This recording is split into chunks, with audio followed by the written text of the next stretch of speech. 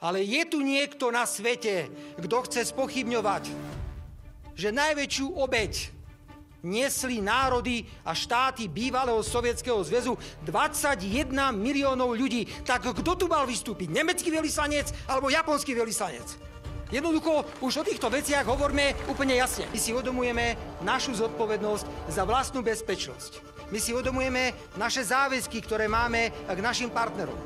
Ale vidíme aj rozpad existujúcich štruktúr bezpečnosti, ako je Severoatlantická aliancia. Vidíme posuny, o ktorých by sme neverili, že môžu nastať pred niekoľkými rokmi. Verím, že budem mať príležitosť 9. mája v Moskve osobne poďakovať za to, aký podiel, pokiaľ ide o víťazstvo nad fašizmom, mala slávna Červená armáda. Nech žije slávna Červená armáda. Prosím, povedzme veľmi jasne, nie vojne, lebo sa zdá, že sa niekto zase na vojnu pripravuje. A povedzme veľmi jasne, odtiaľto z Bratislavy do celého sveta, áno, mieru.